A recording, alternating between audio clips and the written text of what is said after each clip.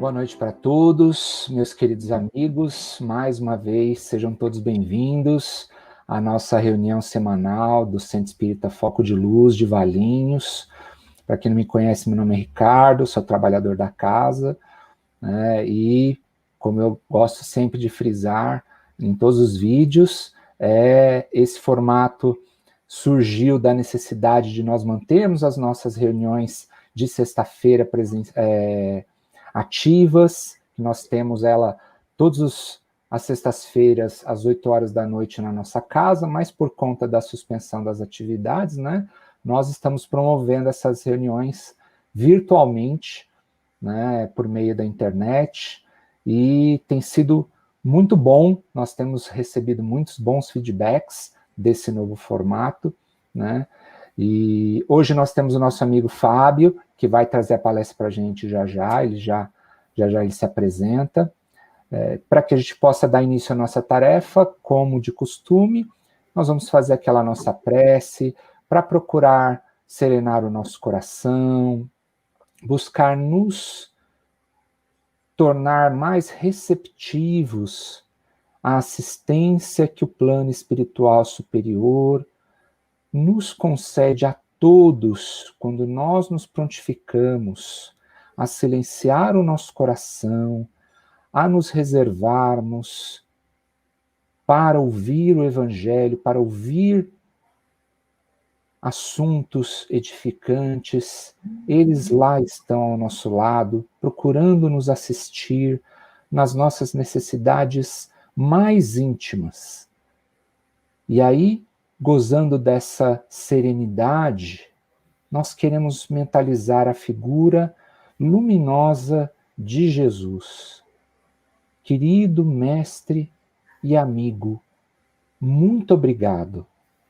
Muito obrigado por mais esta oportunidade que o Senhor nos confere, essa oportunidade valiosíssima de refletirmos no seu Evangelho, de nos reunirmos virtualmente para falarmos das suas lições, que é algo extremamente prazeroso para nós. Muito obrigado, Senhor, por promover esses recursos e essa oportunidade.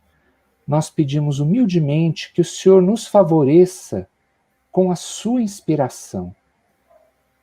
Que o nosso amigo Fábio, ele tenha acesso a recursos de mais alto teor que venha do seu coração, Senhor. Mas que, acima de tudo, essa mensagem possa alcançar o maior número possível de amigos carentes, necessitados de amparo, de consolo, de assistência, que são muitos dentre nós. Nunca tivemos tanta carência, Senhor, de sentir o seu amor. E o nosso propósito aqui é, de uma maneira muito simples, levar esse seu amor, por meio das suas palavras, ao maior número de pessoas. Por isso, Senhor, pedimos humildemente que nos abençoe nesse propósito. Que o Senhor nos fortaleça hoje e todo sempre. Que assim seja, graças a Deus. Bom, meus queridos, agora eu deixo vocês na companhia do nosso amigo Fábio. Eu volto no final para a gente encerrar. Fábio, é com você. Obrigado. Muito boa noite a todos. É um prazer muito grande estar com todos vocês aí. Eu estava falando com o Ricardo que eu preferia, eu gostaria mais de estar presente aí na casa de vocês, que eu gosto, é uma casa muito legal, mas infelizmente, em virtude da epidemia, a gente vai ter que fazer virtualmente mesmo, né? Mesmo assim, eu estou vendo o pessoal aqui do chat, eu vejo que a Rose está aí, que tem um pessoal que eu gosto bastante aí, que eu já estou identificando, e para a gente falar um pouquinho sobre Deus e o Espiritismo. Por que eu escolhi esse tema? Tinha uma moça no Centro Espírita lá que eu dou aula, que ela estava frequentando o Centro Espírita, e depois de um tempo ela parou de ir no centro. Passado algum tempo, eu a encontrei, e eu falei, você não botou mais lá no centro? Ela falou, Fábio, eu não me adaptei com o Espiritismo. Eu falei, não se adaptou por quê? Ela falou assim, olha, você não fala nada sobre Deus. Eu achei estranho, meus amigos, ela falar que dentro da casa espírita não estava sendo falado nada sobre Deus. Porque se a gente for ver as obras de Allan Kardec, todas elas praticamente, elas começam sempre com Deus sobre o assunto central. Se a gente for ver lá no Livro dos Espíritos, a primeira questão que o Kardec fala é que é Deus. E vai decorrer o primeiro capítulo todo do Livro dos Espíritos, vai falar sobre Deus. Logo depois, lá no Livro dos Médiuns, o Livro dos Espíritos foi lançado em 1857. Logo depois, lá no Livro dos Médiuns, em 1861, lá no terceiro capítulo do Método, o Kardec fala da importância das pessoas crerem num ser superior, que eles podem dar o nome que eles bem entenderem, mas que nós conhecemos como Deus. Então, logo no primeiro capítulo lá do Livro dos Espíritos, fala sobre Deus. Depois do Livro dos Médiuns, vai falar sobre Deus. No Evangelho segundo o Espiritismo, o primeiro capítulo ele é definido, e daqui a pouco a gente vai desenrolar um pouco mais esse assunto. O primeiro capítulo ele é definido justamente pelo conceito de Deus que algumas civilizações tinham. O livro Céu e Inferno vai falar totalmente sobre Deus, sobre céu, demônio, anjos e coisa parecida. Então não precisa nem falar, né, do livro Céu e Inferno. E lá na Gênesis, o segundo capítulo, já vai falar sobre Deus também. E eu falei isso para essa minha amiga. Eu virei para ela e falei, mas olha, Deus, ele está presente em todas as obras do Kardec. Como que não falaram? E ela falou que não passaram nenhum livro do Kardec e nem comentaram nada sobre o Kardec. E aí eu fiquei, assim, um pouco chateado, porque se nós somos espíritas e a gente não fala sobre o Allan Kardec, é a mesma coisa de ser budista e não falar sobre o Buda, é a mesma coisa de ser cristão e não falar sobre Jesus ou coisa parecida, né? Então, no começo da civilização, na infância das civilizações, todos aqueles fenômenos que o pessoal acreditava que era superior ao homem, eles endeusavam, eles acreditavam que aquilo era uma divindade que muitas vezes podia puni-lo. Então, se a gente for ver bem antes da nossa época, o nosso planeta ainda ele tinha geologicamente várias instabilidades. Então, muitas vezes tinha terremoto, outras vezes tinham vulcões, trovões, raios. E como as pessoas daquela época não sabiam o que aquilo significava e percebiam que era uma coisa muito maior do que elas adotavam que aquilo era uma divindade. Interessante isso, porque nós vamos perceber que já desde das mais longínquas épocas, o politeísmo ficou estabelecido. O que é o politeísmo? É a crença em vários deuses. E ele foi se aprimorando até esse politeísmo. Se nós formos ver os hindus, eles têm milhões de deuses. Praticamente tem um deus para cada pessoa. No Egito, por exemplo, no Egito Antigo, as pessoas, como eles tinham uma admiração muito grande pelos animais, eles colocavam os deuses, muitas vezes na forma meio homem, meio animal. O deus Ra, ele tem a cabeça de águia e o corpo de homem. Se a gente for ver na Grécia e em Roma, a gente vai ver vários deuses. Então, a gente vai ver Zeus, a gente vai ver lá tantos outros deuses que o pessoal cultuava. No entanto, como eu disse para vocês, lá no capítulo 1 do Evangelho segundo o Espiritismo, o Allan Kardec vai falar de 3 revelações. E essas 3 revelações, a primeira vem através de Moisés, a segunda vem através de Jesus, e a terceira não vem através de uma pessoa, vem através de uma pessoa, vem através de uma pleide de espíritos, que é o Espiritismo. E por que o Kardec falou que as 3 revelações da humanidade veio através de Moisés, de Jesus e do Espiritismo? Não foi Kardec que falou isso. Se a gente for ver lá na Revista Espírita de 1861, tinha um dos colaboradores da Sociedade Parisiense de Estudos Espíritas que ele era judeu. E ele não conseguia compreender por que falavam tanto da moral de Jesus e não falava nada sobre Moisés. E aí vieram o tio dele e o avô dele, que já estavam desencarnados, e falou que isso foi uma progressão. Então, eu já vi pessoas falando, o Kardec foi muito prepotente achar que foram três revelações. Mas isso não foi o Kardec que inventou da cabeça dele. Isso foi uma mensagem de espíritos, que está lá na Revista Espírita, volto a dizer, de 1861. Enquanto a humanidade toda ela era politeísta, a gente vai encontrar lá no povo hebreu, lá em Abraão, o pai de Abraão ele era politeísta, e eles moravam na cidade de Ur. E em determinado momento, segundo a Bíblia, nos diz que Deus chama Abraão e forma uma aliança com Abraão, um pacto com Abraão. Naquela época, era muito comum os homens, a poligamia, ou seja, os homens terem várias mulheres. No entanto, assim, eles tinham que ter a capacidade de cuidar de todas, tá bom? O homem podia ter várias mulheres, mas ele tinha que cuidar de todas. E o Abraão, na época era Abraão, depois passou a ser Abraão, o pessoal mudava de nome, então eu vou falar do nome mais conhecido, tudo bem, gente? É só para dar uma passadinha histórica, né, sobre esse conceito de Deus. Então, como o Abraão era casado com a Sara, e a Sara não podia ter filho, a Sara ela emprestou a escrava dela, chamada Agar, para que o Abraão pudesse ter sexo, e da relação do Abraão com essa escrava da Sara, que era Agar, nasceu Ismael. Logo depois veio essa aliança de Deus. E Deus falou para o Abraão que ele ia formar uma aliança, né? Os dois iam ter uma aliança, e que a descendência de Abraão seria igual às estrelas no céu. O Abraão acreditava que era por causa do Ismael, o filho dele com a escrava Agar. E Deus falou que não, que essa descendência viria também através de Sara. E lá na Bíblia, no Antigo Testamento, dizem que o Abraão, quando nasceu Isaac, que é o filho dele com a Sara, ele tinha 100 anos e a Sara tinha 97 anos.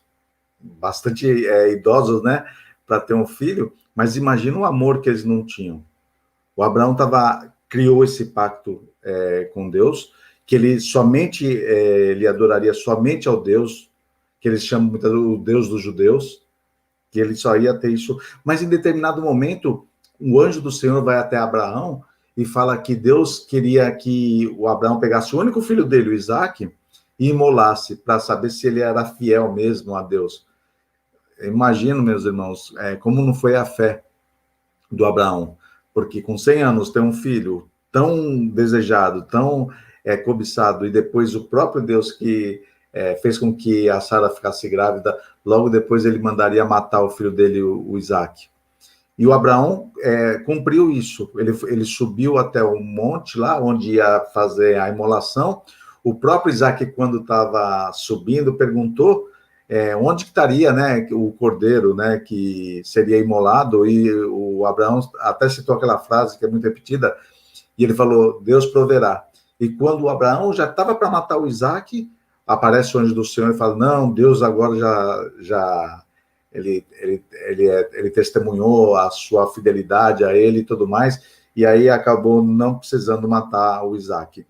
Mas eu já começo a ficar um pouquinho desconfiado desse Deus que gosta de judiar, que judia um pouquinho, né, judiou um pouquinho do Abraão. Bom, o que aconteceu? Do Abraão, o Abraão, ele teve o Isaac, né, e o Ismael. Alguns historiadores dizem que o Ismael ele deu origem ao povo árabe e o Isaac ao povo hebreu. Tá? Isso é só uma defesa de alguns historiadores sobre isso. O Isaac depois se casa com Rebeca. E daí ele teve 2 filhos, que era Jacó e Esaú. A história é muito bonita, tá? A história é muito linda desse povo, e não dá para a gente se aprofundar muito assim. Mas o Jacó passou a chamar Israel depois de determinado momento. Tá bom? E ele teve, o Israel, ele teve 12 filhos, que deu origem às 12 tribos de Israel. Segundo o pessoal estava falando, deixa eu só ver aqui, teve os 12 filhos, né? E teve um filho do Israel, que era o filho mais querido, porque era com a esposa que ele amava mais, que era o José. E pelo fato dele gostar mais do José do que os outros filhos que eram primogênitos, os outros filhos começaram a ficar com ciúme de José. José tinha uma característica interessante, ele conseguia decifrar sonhos muito bem. E uma vez ele sonhou que tanto o pai dele quanto os irmãos um dia se prostrariam a ele. Isso deixou os irmãos do José bastante chateados mesmo. Um dia eles foram para o deserto lá, os irmãos com raiva dele, venderam ele para uma caravana que ia para o Egito, falaram para Israel que um animal havia devorado José, e o José chega no Egito, era uma pessoa muito competente, o José, mas infelizmente a esposa do patrão dele lá no Egito queria ter coisas com ele não quis, e ela criou toda uma cena, e ele acabou sendo preso. Lá na prisão, tinha um cozinheiro lá do faraó, e o José teve uma amizade com esse cozinheiro, e decifrou alguns sonhos desse cozinheiro também. Quando esse cozinheiro ele deixa a prisão, quando ele estava servindo uma refeição lá para o faraó estava muito abismado porque ele tinha um sonho recorrente. O que o faraó sonhava? Que existiam 7 vacas gordas que estavam pastando num campo verde, muito bonito, o mato bem verdinho e coisa parecida, só que depois vinham 7 vacas magras, devoravam as 7 vacas gordas que estavam lá, e ele não queria saber, queria entender o motivo daquele sonho. E daí esse cozinheiro que estava junto com José na prisão falou, olha, eu conheci um rapaz que ele decifrava sonhos. O faraó manda buscar o José, e o José decifra esse sonho do faraó. Ele falou que 7 vacas gordas, até hoje a gente usa, né, muitas vezes onde está falando sobre vacas gordas e vacas magras, né? Então o José falou que 7 vacas gordas eram 7 anos de muita fartura no Egito, que ia ter muita comida, muitos grãos, e que depois viriam as 7 vacas magras, era um tempo de muita dificuldade, de seca, e o próprio José, propôs para o faraó que, nesse período das vacas gordas, o Egito economizasse e estocasse bastante grãos, para que ele pudesse passar tranquilamente no outro período das vacas magras. O faraó fez aquilo, realmente aconteceu aquilo que o José havia decifrado nos sonhos, e o José passou a se tornar um vizir, ou seja, ele ficou logo abaixo do faraó. No período das vacas magras, né, quem que foi comprar comida lá no Egito? Foi os irmãos do José, que achavam que ele estava morto e não o reconheceram quando viram que era o vizir. Resumindo de novo a história, José, depois de um tempo, fala quem ele era mesmo, e daí manda trazer toda a família, todos os hebreus, para dentro do Egito. Trazendo para dentro do Egito, os hebreus começaram a se multiplicar, e o José já tinha morrido, a descendência do José já tinha morrido, e tudo mais, e o pessoal começou a ficar bastante desconfiado no número de hebreus que estavam no Egito, e começaram a escravizar os hebreus. E daí que aparece Moisés. Depois de tudo isso, deu uma resumida bastante grande, mas aparece Moisés, que era o responsável para tirar o povo hebreu do Egito, da escravidão do Egito. E todos se recordam lá nos no filme Os 10 Mandamentos, né? O que aconteceu para Moisés tirar o povo hebreu lá do Egito. Bom, a gente precisa ter base de uma coisa. Moisés, ele estava tirando várias pessoas do Egito, mas era um povo que ainda não era muito educado. Imagine um povo que, assim, deveria dar muitos problemas. E Moisés, ele precisou fazer o quê? Ele precisou criar algumas leis, e falava que essas leis vinham de Deus. E o Kardec fala que essas leis que o Moisés criou para tentar ajustar, para tentar ter um pouco de ordem com aquele povo todo que estava sendo levado no Egito, essas leis são especificamente civis e vieram de Moisés. Só que quando Moisés sobe no Monte Sinai, ele vai buscar os 10 mandamentos, e aí os Espíritos dizem que os 10 mandamentos são as leis divinas. Não sei se está dando para entender. Então, Moisés sobe no Monte Sinai e ele recebe os 10 mandamentos, que a gente já sabe, né? eu até acho que já falei aí lá no Foco de Luz sobre os 10 mandamentos. O primeiro mandamento é assim, é mais ou menos assim: eu sou o Senhor, o teu Deus, que te tirei da terra do Egito, da casa da servidão. Não terá diante de mim outros deuses. Não adorará imagens de nada que voe sobre o céu, nada que ande sobre a terra e nada que viva debaixo das águas. Então, fica estabelecido no primeiro mandamento que o povo hebreu deveria adorar somente a um Deus. Alguns historiadores falam que isso não era monoteísmo, aquilo era monolatria, ou seja, eles sabiam que existiam outros deuses, mas eles tinham que adorar somente o Deus de Abraão. Tudo bem? Mas isso é só coisa dos historiadores. O segundo mandamento fala: não falarás o nome do Senhor teu Deus em vão. E parece que o povo não acreditou ou não aprendeu direito esse mandamento, porque se nós formos ver, as pessoas falam o nome de Deus para as coisas mais banais. Graças a Deus, juro por Deus, até as dívidas a gente deixa para Deus, né? Deus lhe pague ou coisa parecida. O terceiro mandamento fala: lembra-te de santificar o dia do sábado. O quarto mandamento falava: honrar pai e mãe, para que você tenha uma vida dilatada na terra que o Senhor teu Deus te dará.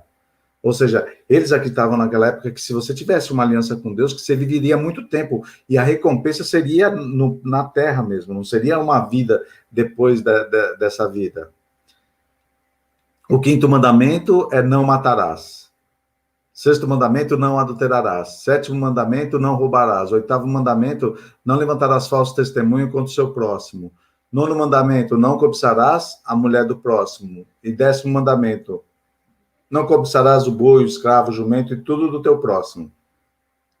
Esses 10 mandamentos eu estou pegando, que está lá no capítulo 1 do Evangelho segundo o Espiritismo, tá? Porque até os 10 mandamentos, dependendo de algumas bíblias, eles vão modificando, mas se vocês quiserem depois ver, está lá no capítulo 1.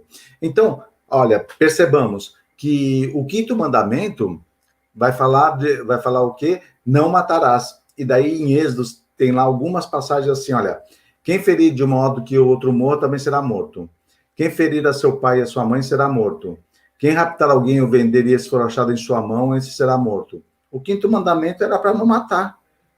Só que depois todos os outros mandamentos, como estou citando aqui para vocês, falam de matar. Por isso que os Espíritos dizem, e é muito claro a gente perceber o que é uma lei divina do que é uma lei civil. E por que Moisés falava tanto de matar, de matar? Porque não tinha cadeia, não tinha onde ele colocar as pessoas. A punição mais grave tinha que ser morte mesmo, porque não tinha onde prender o pessoal. Para aquela época, era o que tinha. Eu vejo algumas pessoas falando: nossa, mas isso é um absurdo. Não, mas Moisés só tinha isso. E juntamente com isso, meus amigos, lá no Deuteronômio, Moisés proíbe a comunicação dos encarnados com os desencarnados. E daí as pessoas vêm até nós espíritos e falam: tá vendo?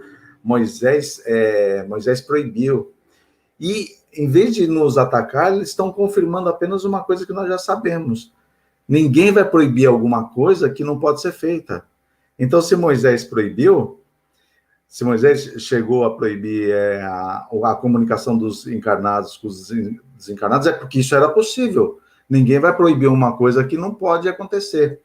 No entanto, por que Moisés proíbe isso? Porque o pessoal, eles queriam ir até adivinhos, que eram os médios lá da época, tudo mais, para querer coisas próprias, para tirar benefício próprio. E isso aí, o Espiritismo também não recomenda. Então, quando as pessoas falam do Deuteronômio 18 para querer nos atacar, eles simplesmente estão confirmando uma coisa que pode acontecer, que é a comunicabilidade dos mortos com os chamados mortos, né, com os vivos. Tá bom? Então, perceba que nos 10 mandamentos tem 18 negativas: não faça isso, não faça aquilo, não faça aquilo outro. E tinha muita violência para punição, então apedrejamento e tudo mais. Segundo os espíritos, essa é a primeira revelação. Mas eles acreditavam no quê? Num Deus dos exércitos, um Deus que pune, um Deus que era ciumento, um Deus que ele tinha sentimentos humanos. Esse era o conceito de Deus da época. Pessoal, o tempo foi passando, aí aparece o responsável pela segunda revelação, que é Jesus. E Jesus, nesse primeiro capítulo, o título do capítulo lá, do primeiro capítulo do Evangelho segundo o Espiritismo, vem dizer, não vim destruir a lei. E ele não veio destruir a lei, mas qual lei? A lei divina. Porque as outras leis civis implantadas por Moisés, Jesus, ele acabou destruindo. Por exemplo, a proibição de você ter comunicação com os mortos, Jesus sobe no Monte Tabor e materializam-se na frente dele Moisés e Elias. E eles têm uma comunicação lá. Se Moisés proibiu, ele acabou desproibindo no Monte Tabor, porque ele próprio veio falar com Jesus. Os adúlteros, quando eles eram pegos em adultérios, a ordem é que eles fossem apedrejados. E Jesus também não veio destruir a lei, mas Jesus fazia uma coisa diferente. Ele fazia com que as pessoas pudessem pensar. Quando falaram da mulher adúltera, se era para apedrejar, ele falou, apedreja, né? Porque o pessoal, os hipócritas, falaram para ele, olha, Senhor, o Senhor fala para perdoar. A lei de Moisés manda apedrejar. O que nós fazemos? Queriam pegar ele em contradição. Jesus fala, atire a primeira pedra aquele que nunca pecou. E o pessoal foi soltando as pedras. Então dá para perceber que o quê? Jesus, apesar dele falar que não veio destruir a lei, ele não destruiu a lei divina. Mas aquelas leis, tipo olho por olho, dente por dente, que veio do Código de Hammurabi lá, aquelas leis, Jesus, ele acabou destruindo quase todas. E Jesus faz uma coisa mais importante também. O que ele fez? Ele passou um conceito de Deus que não era um Deus que punia, um Deus para ser temido, um Deus dos exércitos. Ele falou de um Deus de amor e de bondade. Olha só que interessante. Que boa notícia, na verdade, que Jesus vai falar que, olha, não precisa temer a Deus, porque ele é um pai de amor e de bondade que só quer o bem dos filhos. Então, só para recapitular um pouquinho, o primeiro conceito de Deus, da primeira revelação, era um Deus dos exércitos, um Deus que punia, um Deus que castigava, um Deus com sentimentos de ciúmes, de ódio ou coisa parecida. Jesus vem e aprimora esse conceito de Deus, falando que não, que Deus é um pai de amor e de bondade. Logo depois, se nós formos ver, veio na ordem que está lá no capítulo 1 do Evangelho segundo o Espiritismo, vem o Espiritismo. E vocês podem perguntar, por que essas três religiões, né? Perguntar para mim, porque o Kardec fala dessas três, vai falar de Moisés na primeira revelação, Jesus na segunda e o Espiritismo na primeira. É porque o povo hebreu foi o povo que se preparou, porque era um povo monoteísta. Jesus veio no meio do povo hebreu porque Jesus também era monoteísta, ensinava que existia somente um Deus. Tá? Porque existem várias civilizações. Só que lembrem que Jesus falou de um Deus de amor e de bondade. Só que se a gente for ver a vida que nós temos, se a gente imaginar do jeito que o pessoal imaginava na época de Jesus e até antes do Espiritismo, a gente não consegue entender o quê? Bondade e justiça em Deus. Jesus falou que Deus é bom. Tudo bem. Jesus falou que Deus é bom. Mas se Deus é bom, por que existem pessoas diferentes de outras? Por que tem pessoas que agora estão revirando lata de lixo para poder se alimentar, enquanto outras estão se esbaldando com muito dinheiro, desperdiçando dinheiro? Se Deus é bom, por que tem pessoas que nascem perfeitas e tem outras pessoas que nascem com dificuldades, e muitas vezes pessoas com deficiência visual, deficiência mental? Por quê? Porque até o Espiritismo chegar, meus amigos, eles acreditavam que nós, espíritos, éramos formados no momento da concepção, que nós não existíamos, e que nós fomos formados no momento da concepção. Daí, quando a gente nascia, vivia 10, 20, 30, 40, 100 anos, depois a gente morreria, e daqui, da onde a gente ia para um lugar onde a gente ia ficar eternamente. Então, você vivesse 90 anos se você fosse uma pessoa boa, e alguns até mudaram esse conceito, Porque alguns falam que se você pertencesse a determinada religião, você ia para o céu. Se você era uma pessoa ruim ou não pertencesse a determinada religião, você ia para o inferno. Fica lá para sempre, para o resto da eternidade. Onde que está a justiça e onde que está a bondade de Jesus, de Deus aí, gente? Se tem pessoas que reencarnam em situações diferentes, dá para comparar uma pessoa que nasce num berço de ouro com uma pessoa que nasce em extrema miséria? E para depois os dois terem a mesma recompensa? E por muito tempo as pessoas fizeram o quê? Começaram a contestar esse Deus que o pessoal estava explicando. Porque começavam a ficar algumas perguntas sem resposta. Por exemplo, uma pergunta: por que existem crianças mais inteligentes que outras? Se Deus criou os espíritos no mesmo momento, se esses espíritos não existiam, por que tem crianças que são mais inteligentes que outras? Se tem crianças mais inteligentes do que outras, foi porque Deus criou de uma maneira diferente. E aí ele foi muito mais benévolo com aquela criança que tem mais inteligência do que aquela outra que não é tão inteligente. E não dá para entender a bondade de Deus fazendo distinção entre seus filhos. E a alma das crianças? Para onde vão a alma das crianças? Uma criança nasce, vive, um mês, ela morre. De acordo com a tradição, antes do Espiritismo, alguns diziam que ia para o limbo, só que o Papa João Paulo II acabou com o limbo, então não sei o que aconteceu com o pessoal que ficava lá no limbo. Então, uns falavam que ia para o limbo, outros falavam que ia para o céu ou para o inferno. Mas vai para o céu por quê? Teve merecimento? Fez o bem para ir para o céu? Não. E por que vai para o céu? Então vai para o inferno. Mas se não tem merecimento para ir para o céu, que diria mais ir para o inferno? Então, para onde que iria a alma de uma criança que viveu, 2, 3 dias? Ia para o céu ou ia para o inferno? E os loucos? Existem pessoas que têm deficiência mental e que muitas vezes, em virtude dessa deficiência mental, elas podem muitas vezes fazer coisas que não é culpa dela, porque ela já nasceu com aquela deficiência. A culpa é da pessoa, ela vai para o inferno, mas foi Deus que criou ela daquele jeito. Como que Deus criou uma pessoa totalmente diferente, cheia de problemas, e depois essa pessoa comete algum crime ou alguma coisa parecida, e depois ele manda para o inferno? A culpa é de Deus.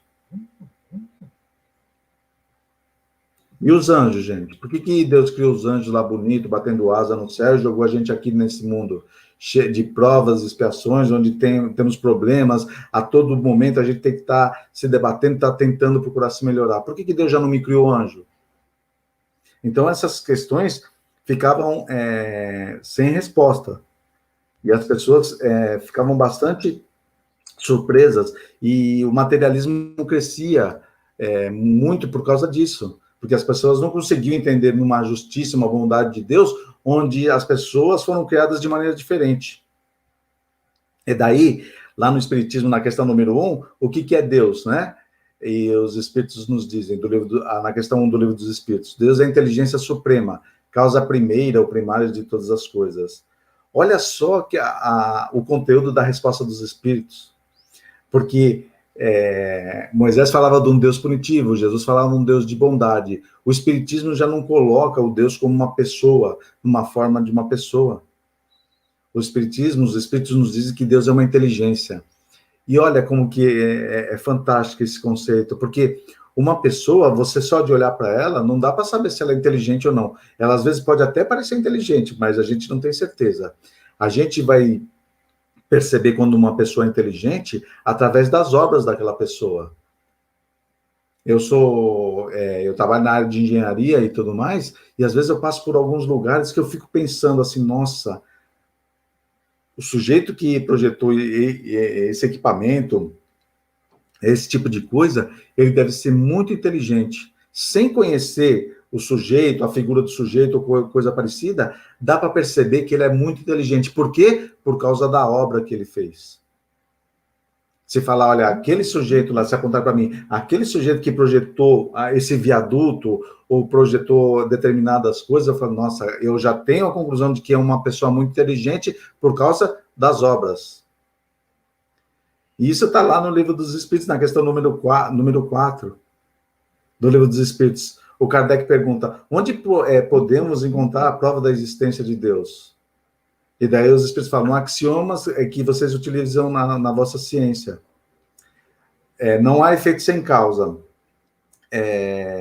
Veja, tudo que não foi feito pelos homens, tudo o que não foi feito pelos homens, só pode ser obra de Deus, que é uma inteligência. E aí, se a gente for pensar no universo infinito, se a gente for ver o oceano, se nós formos ver uma flor ou qualquer coisa parecida, a gente não consegue ainda ter uma visão de Deus, mas a gente sabe que é uma inteligência suprema, por causa das obras que ele criou. Na questão número 13, lá do Livro dos Espíritos, o Kardec, ele propõe alguns atributos para Deus. E um dos atributos é que Deus é eterno, ou seja, Deus não teve começo e não vai ter fim. E na questão número 10, gente, o Kardec pergunta para os espíritos se a gente pode entender sobre Deus, o conceito íntimo de Deus. E os espíritos nos dizem que nos faltam sentidos para entender o que é Deus. E esse que eu estou falando agora para vocês, que eu acabei de ler agora aqui, é uma das coisas que eu não consigo entender.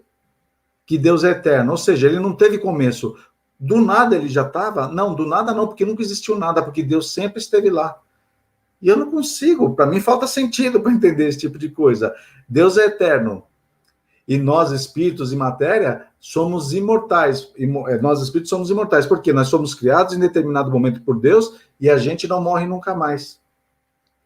E na questão número 21 do Livro dos Espíritos, o Kardec pergunta, olha, se Deus é eterno, existiu sempre, em determinado momento ele cria a matéria, o que ele fazia antes de criar a matéria?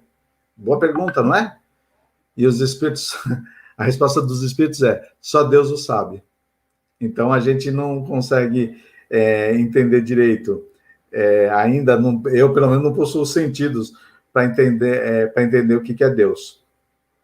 Outro atributo de Deus. Deus é imutável, ou seja, ele cria suas leis e essas leis elas são regidas no universo todo. E são leis, olha, extremamente precisas. É por isso que quando vai passar um meteoro, quando vai ter um eclipse, os cientistas eles descobriram em determinado momento como que funciona o universo, ou pelo menos onde que nós estamos aqui, né? E eles conseguem prever quando que vai passar, porque é um mecanismo bastante interessante, é como se fossem engrenagens que funcionam de uma maneira perfeita. Então, Deus não muda suas leis, ele não usa o livre-arbítrio, ele é único, Deus só existe um. Então, pegando o primeiro conceito lá do Evangelho segundo o Espiritismo, Deus é único para Moisés, para Jesus e para o Espiritismo também, tá bom? Deus é onipotente, ele pode tudo, ele sabe de tudo. E Deus é soberanamente justo e bom. A doutrina espírita, ela fala que Deus é justo e é bom, e ela vai explicar por que Deus é justo e é bom. Tudo bem, gente? Porque a gente vai voltar para aquelas perguntas, e só antes de mais nada, Deus, como ele é imutável, ele criou todas as leis do universo, e essas leis vão nos conduzir a sermos espíritos puros. Então, quais são as leis? Deus criou todos nós espíritos e nós não vamos morrer nunca mais. Primeira lei da imortalidade, ou seja, nós espíritos, nós não morremos nunca mais. A segunda lei de evolução, todos nós evoluiremos e todo mundo, todos, até o Hitler, Fábio, até o Hitler, todos chegaremos a ser espíritos puros. Legal isso, né? O que é necessário para que nós sejamos espíritos puros? O necessário para ser espírito puro é você adquirir todo o conhecimento intelectual e todo o conhecimento moral. Então, nós seremos espíritos puros de acordo com o conhecimento moral e intelectual que nós tivermos. E como que a gente adquire esse conhecimento? Quando nós estamos em estado de erraticidade, ou seja, sem estarmos encarnados, a gente pega a parte teórica, por assim dizer. Mas é encarnando aqui, tendo essa convivência, que a gente vai desenvolver todos esses nossos conhecimentos. Então, imortalidade, evolução, reencarnação. Depois Deus, nós desenvolvemos, a partir da nossa, conforme nós fomos evoluindo, o nosso livre-arbítrio. Nós podemos fazer tudo o que nós bem entendermos. No entanto, quem gosta de ter o livre-arbítrio, tem uma lei que é junta com o do livre-arbítrio, que é a lei de causa e efeito. Tudo que eu fizer, isso vai gerar um efeito para mim. Então, se eu fizer coisas boas, eu receberei coisas boas. Se eu fizer coisas não tão boas, eu também receberei coisas boas. Mas é castigo de Deus aquelas pessoas que estão recebendo coisas não tão boas? Não, porque Deus é justo e Ele é bom. Quando nós estamos vivenciando um momento difícil, é porque aquilo é uma ferramenta educacional que Deus está utilizando para que a gente possa evoluir cada vez mais. E aí aquelas questões que o pessoal não tinha como saber e que contestava a justiça e a bondade de Deus, agora fazem todos os efeitos. Por que existem crianças mais inteligentes do que outras? Porque aquele espírito que está atualmente no corpo de uma criança, né, ele já se dedicou, ele já se desenvolveu, ele foi atrás para adquirir mais conhecimentos, e ele só está resgatando o resultado de todo o esforço que ele teve. Já aquele outro espírito de outra criança que não é tão inteligente, ele ainda, enquanto ele não for atrás, enquanto ele não tentar, não se dedicar, ele vai continuar daquele jeito. Mas não é Deus que criou espíritos de maneira diferente, não. Então, esse é o motivo de existir crianças mais inteligentes do que outras. Para onde vão a alma das crianças? Olha, o espírito reencarna, fica 1, 2, 3 dias ou 2 meses, ele desencarna, ele retorna para a parte espiritual, aguardando uma nova encarnação. Então, ele não vai nem para o céu, nem para o inferno, porque a doutrina espírita nos diz que céu e inferno, eles existem sim, mas não é um lugar para onde se vai, mas sim um estado de espírito. Tudo bem, gente? Então, o céu e o inferno, eles existem sim, mas é dentro de nós. É por isso que Jesus fala, o reino de Deus está dentro de vós. Então, se eu estou numa situação onde tudo está bem do meu lado, mas eu estou agoniado, eu estou depressivo e tudo mais, eu estou vivenciando o inferno num lugar maravilhoso. Em contrapartida, você pode estar envolto de uma pobreza extrema, de violência e tudo mais. Mas se você está tranquilo com o seu coração, você está vivenciando o céu. Então, céu e inferno não são lugares para onde se vão, e sim um estado de espírito, tá bom? Para onde vão a alma dos loucos, né? Mais uma pergunta, por que existem os loucos? Naquele conceito que eu falei para vocês, se Deus criou uma pessoa louca, ele teria sido injusto. Mas a doutrina espírita vem nos dizer que muitas vezes a loucura, muitas vezes depressão, muitas vezes isso aí é o próprio espírito que acabou causando esse tipo de problema para ele mesmo. Se nós formos lá no livro Céu e Inferno do Kardec, tem um espírito chamado Charles Bessante. E ele estava encarnado, esse espírito, ele estava encarnado ainda, mas era uma criança que tinha paralisia cerebral, e ele ficava numa cama, ele não tinha contato com ninguém, era uma paralisia bastante intensa. O Kardec, com ele ainda encarnado, evocou aquele espírito. E aquele espírito disse que ele estava naquela situação, naquele momento, culpa dele mesmo, em virtude dos atos que ele cometeu. Então dá para perceber que não foi Deus que foi ruim com aquele espírito, ou qualquer espírito que passe por algum tipo de problema, a culpa, o motivo daquele tipo de problema foi ocasionado pelo próprio espírito. E os anjos? Quem são os anjos? Os anjos somos todos nós, né, gente? Um dia todos nós chegaremos a ser espíritos puros. Aí vocês podem me falar alguma coisa. Ô, Fábio, quando eu for anjo, eu estou dando uma olhadinha aqui nos comentários, tá? Assim, o pessoal parece que está gostando, eu fico bastante feliz do pessoal estar gostando do raciocínio. Vocês vão perguntar, Fábio, mas depois que eu virar anjo, eu vou descansar? Muito pelo contrário, aí que vai ter que trabalhar mais ainda. Os Espíritos, na questão 967 do Livro dos Espíritos, nos dizem isso aí. Tá bom? Então, o conceito de Deus da doutrina espírita é uma inteligência. Nós só vamos conseguir saber quanto é inteligente Deus quando nós percebemos a maravilha do universo e de tudo que está em nossa volta. E para aquelas pessoas que nunca ouviram falar em Deus dentro da casa espírita, eu recomendo que leiam a primeira parte do primeiro capítulo do Livro dos Espíritos, leia esse primeiro capítulo do Evangelho segundo o Espiritismo e leia o segundo capítulo lá da Gênese, onde o Kardec ele se aprofunda nesses conceitos de Deus. Uma coisa é certa, é que todos nós um dia teremos contato com o Criador. Ainda nós não temos as condições, mas um dia todos nós teremos contato com o Criador e poderemos contemplar toda essa sua obra. Mas não depende de ninguém, a não ser de nós mesmos. Tudo bem, meus amigos? É isso que eu queria falar sobre Deus. E se alguém tiver alguma questão, aí pode falar, pode colocar. E é sempre um prazer poder estar conversando com cada um de vocês. Muito agradecido. Muito obrigado. Oi, estou de volta.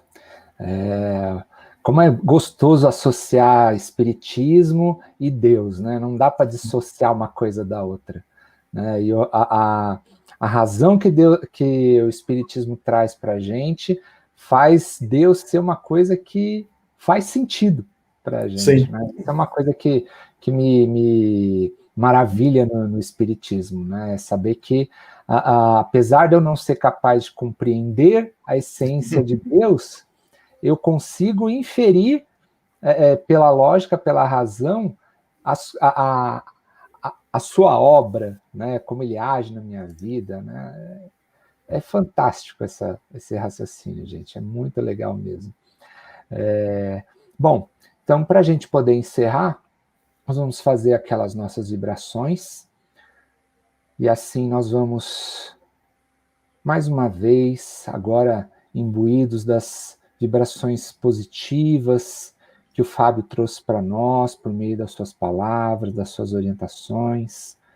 Nós que muito recebemos na noite de hoje, de recursos espirituais, de informação doutrinária que nos esclarece, nos consola.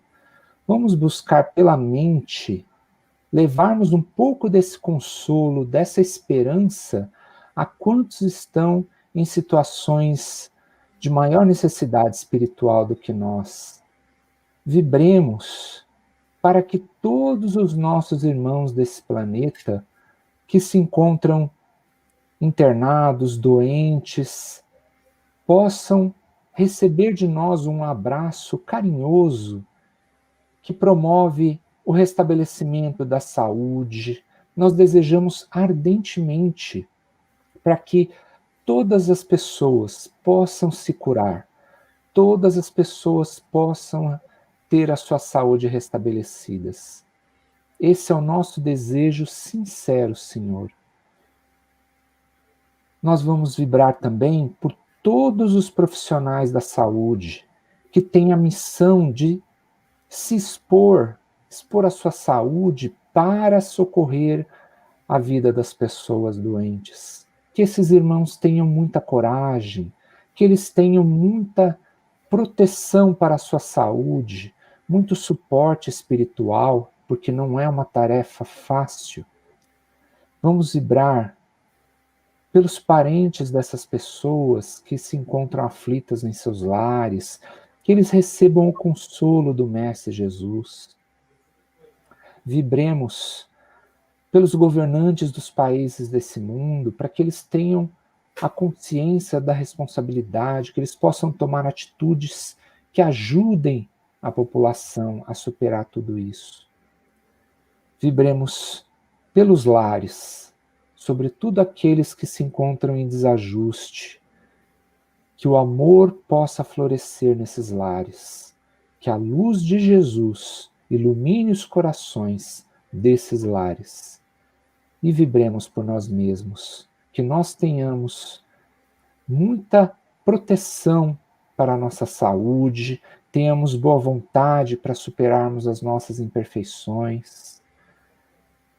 E assim, nós que temos o costume na casa espírita de receber aquele passe oferecido pelo plano espiritual, mentalizemos essa equipe espiritual. Mentalizemos Jesus projetando sobre nós esses recursos maravilhosos que nos promove a paz, que realinha as nossas vibrações, a nossa calma, fortalece em nós a saúde, sintamos essas vibrações no nosso corpo, para que tenhamos melhores disposições para as nossas atividades, para preservarmos a nossa saúde o quanto possível. Senhor Jesus, nossa gratidão é imensa por tudo que faz por nós. Muito obrigado, Senhor, mais uma vez, por todo esse suporte, pelo carinho incondicional, por nos manter conectados uns aos outros. Que o Senhor nos abençoe e nos fortaleça em mais uma semana. Fortaleça em nós a paciência, a fé de que tudo isso está sobre o seu governo, de que tudo está para nosso crescimento, para o nosso aprendizado. Se for da sua vontade, Senhor, estejamos mais uma vez reunidos na próxima semana. Graças a Deus. Fábio, muito obrigado pela Eu que palestra. agradeço, Ricardo. Muito obrigado A todos vocês. pela disposição de vir falar para a gente aqui na nossa sexta-feira. Tá? Com certeza essa vai ser a primeira de mais algumas oportunidades aqui, porque esse formato vai perdurar por um bom tempo aí, mesmo depois que a gente voltar, muito provavelmente nós vamos ter essa reunião online ainda, viu? Que Jesus te abençoe, abençoe a todos nós, que tenhamos uma ótima semana, fiquem todos com Deus, fiquem em paz, e eu vou encerrar a nossa transmissão de hoje. Pessoal, muito boa noite para todos. Olá, meus amigos. Estamos vivendo momentos difíceis. A crise do coronavírus tem nos afetado, tem trazido para nós momentos ímpares que, ao meu ver, aos espíritas cristãos que conseguem enxergar além, esse talvez será um momento oportuno para que nós possamos testemunhar a nossa fé. Sou Cláudia Jacobelli e falo em nome do Grupo Espírita Foco de Luz. Vim em nome dessa casa falar ao seu coração. Com a suspensão das nossas atividades pelos órgãos governamentais, fomos também obrigados a fechar as nossas portas. E para reabri-la, precisamos da sua ajuda. Temos as nossas despesas que não pararam, muitas delas assumidas antes mesmo dessa crise, e agora nós precisamos saldar. Não há como reabrir as nossas portas se você não nos ajudar. Nós somos muitos e juntos poderemos vencer esse desafio.